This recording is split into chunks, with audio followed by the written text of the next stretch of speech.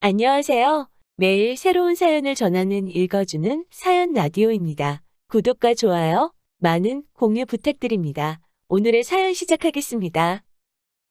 안녕하세요. 결혼한 지 6년 된 딸아이 하나를 키우고 있는 30대 여성입니다. 제가 원래 제 이야기를 어디다 하는 편이 아닌데, 얼마 전 나온 합가 얘기로 속이 말이 아닌지라 여길 다 찾아오게 되었네요. 말주변이 없다 보니 두서가 없을 수도 있는데, 그래도 이렇게 사는 사람도 있구나 생각하시고 가볍게 들어주시면 감사하겠습니다. 남편하고 저는 같은 중학교를 다녔어요. 하지만 당시에는 그다지 가까운 사이는 아니었습니다. 같은 반을 했던 것도 아니고 그렇다고 학원을 같이 다녔던 것도 아니고 다만 남편 친구랑 제 친구랑 친하다 보니 어쩌다 한 번씩 같이 어울렸던 게 전부였네요. 그러다 모두가 각기 다른 고등학교로 진학하면서 소식 들을 일이 없어졌고요. 하지만 그렇게 10년 가까이 흐른 후 정말 우연한 기회로 남편과 다시 연락이 닿았습니다. 대학교 졸업을 앞두고 취업 준비로 정신없이 바쁠 때였는데 그래도 제가 딱 하나 포기하지 못한 게 있었으니 그건 바로 영화 관람이라는 취미 생활이었어요. 그것마저 안 하고 살면 정말 우울해서 죽을 것 같더라고요. 그런데 그것도 혼자 하니까 괜히 기운이 빠져서 인터넷에서 영화 관람 동호회 같은 걸 알아보고 한 곳에 나가게 되었는데 거기서 남편과 다시 만나게 될 줄은 상상도 못했었답니다. 어렸을 땐 별로 친하지도 않았으면서 그땐 서로 얼마나 반가워했는지. 하지만 그렇다고 저희가 바로 연애를 시작한 것은 아니었고요. 이후로 얼마 지나지 않아 저는 바로 취업을 했지만 남편은 졸업도 하기 전이었다 보니 그냥 가까운 친구 사이처럼 지냈어요. 그러다 본격적으로 서로 연애를 시작한 건 저희 둘 다 직장인이 되고 나서였죠. 남편은 저랑 동갑이었지만 군대를 다녀왔으니 저보다 사회생활이 늦을 수밖에 없었거든요. 그래도 남편은 보란 듯이 대기업에 들어가더라고요. 사실 남편이 저보다 학벌이 좋기도 했으니 그래서 당연한 결과다 싶긴 했지만 그래도 사람 마음이 부럽기도 하고 그렇더라고요. 아무튼 그렇게 남편까지 직장 생활을 시작한 이후로는 자주 보기는 어렵겠구나 생각했어요. 저는 저대로 바빴고 남편도 이제 회사에 적응하느라 바쁘겠구나 싶었으니까요. 그런데 그건 제 기호에 불과했습니다. 남편은 오히려 전보다 더 자주 저에게 연락을 해왔고 시쳇말로 들이대기 시작했거든요. 그리고 그런 남편의 적극적인 대시에 저도 못 이긴 척 마음의 문을 열었죠. 저는 연애를 시작하기 전에도 이미 남편에 대해서는 제법 많이 알고 있다고 생각했어요. 하지만 그건 제 착각이었습니다. 특히나 친구로 지내는 동안은 남편의 재정 상태에는 별 관심 없었기에 몰랐는데 연애를 시작하고 나서 보니까 남편이 금전적으로 늘 빠듯해하는 눈치더라고요. 또래에 비해 월급이 적은 편도 아니었는데 왜 매번 빠듯해하는 건지, 혹시 나랑 쓰는 돈이 아까워서 저러나 하는 오해도 아닌 게 아니라 하게 되더라니까요. 그런데 알고 보니 신호와 남편 그리고 시동생 중에서 그래도 제대로 된 밥벌이를 하는 건 남편밖에 없었고 그렇다 보니 시부모님 생활비로 남편이 막대한 지출을 하고 있었던 거였죠. 그 와중에 신우와 시동생도 이런저런 이유를 대가며 남편에게 손을 벌리고 있었고요. 그 사실을 알곤 얼마나 기가 차던지. 하지만 그때만 하더라도 제가 남편과 결혼을 전제로 만나고 있던 것은 아니니 괜히 이렇다 저렇다 말을 하기는 좀 껄끄러웠어요. 괜히 쓸데없는 오해를 사기도 싫었고요. 그런데 만나는 기간이 2년이 넘어가니까 누가 먼저랄 것 없이 조금씩 결혼 이야기가 오가기 시작했고 그렇다 보니 서로 얼마나 모았는지 그런 것도 오픈을 하게 되었는데 솔직히 어느 정도 각오는 하고 있었거든요. 그런데도 정말 깜짝 놀랐습니다. 모아둔 돈이 제 절반도 되지 않았으니까요. 그래서 결국 결혼은 하기로 했지만 그 조건으로 시댁에 드리는 생활비는 그렇다고 쳐도 신우나 시동생에겐 더 이상 금전적 도움은 주지 말라고 했어요. 경제권도 제가 가져오기로 했죠.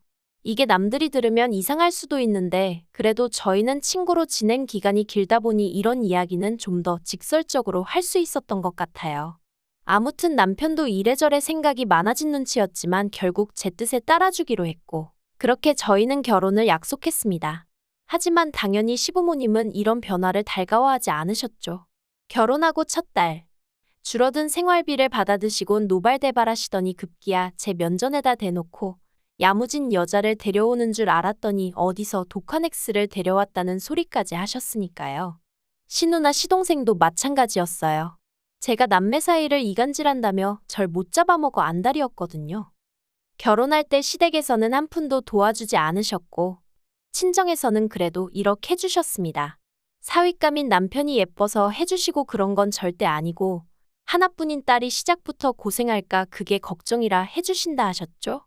그리고 말이 나와서 말이지만 저희 친정 부모님이라고 해서 사윗감인 남편을 처음부터 쌍수 들고 환영하신 건 아니셨어요. 제가 친정어머니랑 워낙 가깝게 지내다 보니 이런저런 이야기를 미주알고주알 전하곤 했는데 그렇다 보니 친정어머니는 사돈될 집안 형편이 좋지 않다는 것도 진작에 알고 계셨고 그런 집으로 시집을 가면 마음고생할 건 불보듯 뻔한 일이라며 적당히 연애만 하다 헤어졌으면 좋겠단 말씀도 몇 번이나 하셨었으니까요. 하지만 사람 마음이 마음대로 돼야 말이죠. 저는 친정 부모님께 몇 번이나 남편의 배경 말고 앞으로의 가능성을 봐달라고 부탁을 드렸어요. 남편도 틈나는 대로 저희 친정에 찾아와 저희 친정 부모님한테 살가운 아들 노릇을 자처했고요. 그러자 결국 자식이기는 부모 없다는 말처럼 친정 부모님께서 제 결정을 믿고 지지해 주신 거예요. 한편 결혼하고 2년 만에 지금의 딸을 가졌습니다. 그리고 저는 출산 한 달 전까지 예전과 마찬가지로 회사에 나가 일하고 가끔 야근도 하고 지금 생각하면 시쳇말로 정말 빡세게 지냈어요. 참고로 저희 회사에도 출산휴가니 뭐니 하는 것들이 있긴 했지만 솔직히 그때만 해도 그 제도를 당당히 쓰는 사람은 적어도 저희 팀엔 한 명도 없었거든요. 그래서 저도 악으로깡으로 버틸 수밖에 없었죠. 그런데 더 큰 문제는 육아휴직이 끝나면서 터졌습니다. 원래는 제가 회사에 복귀를 하면 평일에는 친정에 아이를 맡겨놓을 생각이었어요. 주말에만 저희 부부가 아이를 보고요. 그런데 제가 막 회사에 복귀를 하려던 시점에 친정어머니께서 사고를 당하시면서 아이를 봐주실 수 없는 상황이 되었거든요. 그래서 어쩔 수 없이 어머님께 부탁을 드리러 갔어요. 사실 친정은 저희 집에서 왕복 2시간은 걸리는 거리였던 반면에 그래도 시댁은 1시간 안팎이면 오갈 수 있어서 출근 전에 맡겨놓고 퇴근 후에 데려오고도 할 수 있을 것 같았거든요. 그런데 어머님께선 저희 친정어머니 소식까지 들으셨으면서도 정말 단칼에 거절을 하시더라고요. 그리고 그 이유가 당시 어머님께서 취미생활로 노래교실에 다니셨는데 아이를 봐주게 되면 수업은 물론이고 행사 같은데 제대로 참여하기도 어려워진다는 거였죠. 어머님도 어머님 나름대로 자식새 키워놓고 이제 좀 쉬려는데 손녀를 봐달라 하니 답답하셨겠지만 며느리인 제 입장에선 또 그 거절 사유가 노래교실이라는 게 솔직히 어찌나 섭섭하던지요. 게다가 1, 2년을 봐달라는 것도 아니었고 반년 정도만 부탁드리는 거였는데 시터를 알아보지 그랬냐 하실 수도 있는데 시터도 알아봤었죠. 그런데 아이가 낯가림이 너무 심해서 그리고 아이 안전 문제도 있고 그래서 엄두가 안 났어요. 아무튼 그래서 결국 제가 회사를 관두고 아이를 키우기 시작했어요. 아이가 어느 정도 자라면 다시 복직을 하든 다른 길을 찾아보든 그건 그때 가서 생각해보기로 하고요. 친정어머니가 당신이 저를 주저앉힌 것 같다 하시며 어찌나 속상해 하시던지. 그리고 이후로 시댁 식구들과는 좋을 것도 나쁠 것도 없는 사이로 대면대면하게 살아왔습니다. 신우는 여전히 시집도 안 가고 혼자 지내고 있었고 시동생은 저희 애가 태어나던 해 7살이나 어린 동서와 결혼을 했지만 사이가 좋지 않았죠. 동서한테 듣기론 시동생이 동서를 꼬셔내느라고 되도 않는 거짓말을 어지간히 했던 모양이더라고요. 하지만 어디까지나 다른 집 사정이니 제가 굳이 알려고 하지도 않았고 솔직히 그렇게 궁금하지도 않았어요. 저는 저대로 제 가족 챙기고 애 키우느라 하루하루 정신없이 살아가고 있었으니까요. 그러다 올해 초 아버님이 돌아가셨습니다. 아버님이 평소에도 코골이가 심하셔서 어머님과 다른 방에서 주무신 지가 10년이 넘으셨다 들었는데 그렇다 보니 아버님이 돌아가셨다는 걸 아침에서야 어머님이 발견하셨다대요. 그래서 그 일로 가족들이 크게 충격을 받았고 어머님이야 말할 것도 없었죠. 그런데 그 일이 있고 2달쯤 지났을 때인가 신우가 앞으로 어떻게 할지 상의를 해야 할 거 아니냐며 저희 부부와 시동생 내외를 불러 모았습니다. 그리고 그때만 하더라도 저는 앞으로 뭘 어떻게 하자는 건가 싶었어요. 이미 저나 남편은 아버님이 돌아가신 이후로는 시댁에 틈틈이 들려 어머님 안부도 챙기고 말동무도 되어드리고 나름대로 할도리는 하고 있었거든요. 그런데 모두가 모인 자리에서 신우가 대뜸 한다는 소리가 아버님이 그렇게 간밤에 돌아가시고 나니까 어머님을 혼자 계시게 하는 게 너무 걱정이 된다면서 저희가 모셨으면 좋겠다고 하는 거예요. 이건 뭐 아닌 밤중에 홍두깨도 아니고 정신이 확 들더군요. 제가 왜 저희냐고 물었어요.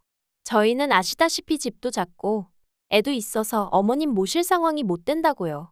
그랬더니 신우가 하는 말이 애가 있으니 더 좋지 않냐입니다. 어머님이 저희 애를 봐주실 수도 있고, 그리고 그 이야기를 듣는 순간 예전 생각이 딱 떠오르면서 기분이 나빠졌어요. 봐달라고 그렇게 부탁드릴 땐 나 몰라라 하셨던 어머님인데 무슨 이제 와서 저희 애를 앞세워 저희랑 사시겠다는 건가 싶은 게. 그래서 제가 엄마가 집에 있는데 왜 할머니의 손길이 필요하겠냐고 그런 이유라면 괜찮다고 저도 딱 잘랐죠. 그리고는 신우더러 그러지 말고 형님이 모시는 게 어떻냐 했습니다.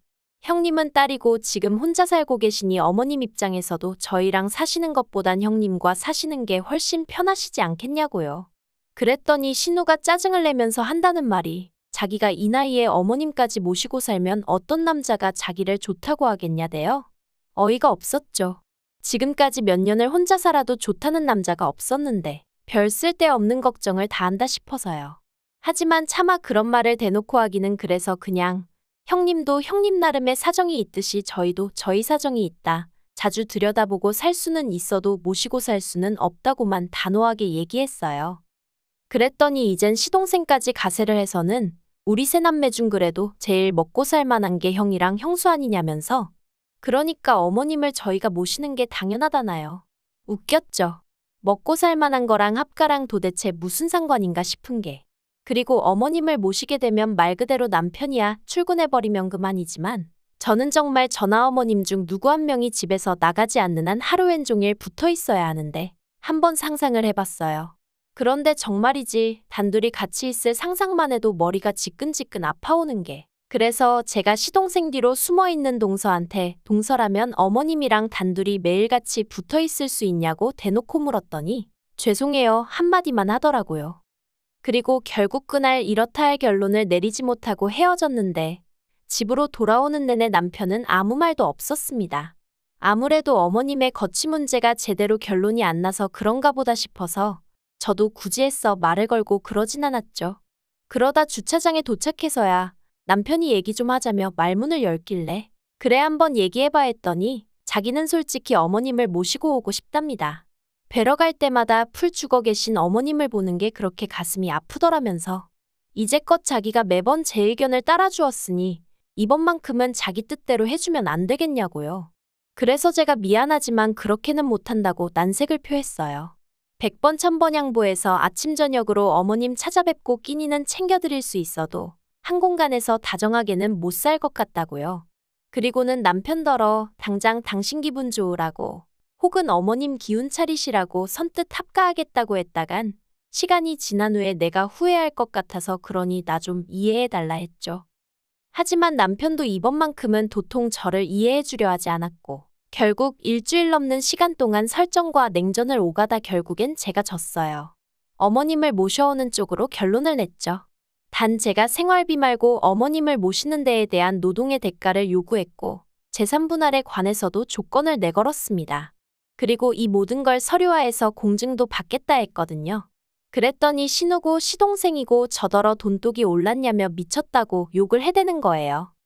사실 처음에 어머님의 거취 문제를 가지고 얘기가 나왔을 때 신우가 자기가 시동생네랑 해서 한 달에 100만 원씩 어머님 생활비를 주겠다 했었어요.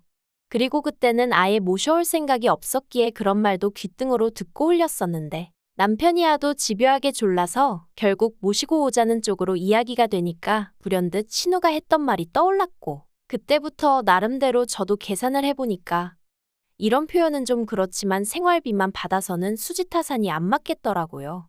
생활비로 100만 원을 받는다고 해도 그거 뭐 어머님 필요하신 거 사드리고 하면 금세 사라질 텐데. 하지만 신우나 시동생은 돈 들였으니 자기들 할 도리는 다 했다고 고개 빳빳이 들고 저희 집에 드나들겠죠. 자기들 마음대로 이러쿵저러쿵 이래라 저래라 해댈게 뻔하고. 그럼 뭐 막말로 저는 남는 거 하나 없이 고생만 죽어라 하고 남 좋은 일만 시키는 거잖아요. 그러니 그럼 돈이라도 더 받아야겠다 그런 생각이 들대요. 그래서 제가 생활비 100만 원에 추가로 저한테 월급 준다 생각하고 100만 원 더 달라고 했어요. 그리고 어머님이 저희 집으로 오시게 되면 어머님 사시던 집 전세 계약도 더는 연장 안 해도 되니까 그 보증금의 절반을 저랑 남편에게 달라고 했죠. 그리고 무엇보다 이 모든 과정을 서류로 만들어 공증을 받고 싶다 했어요. 그러면 저희도 어머님 돌아가실 때까지 책임지고 모시겠다고요.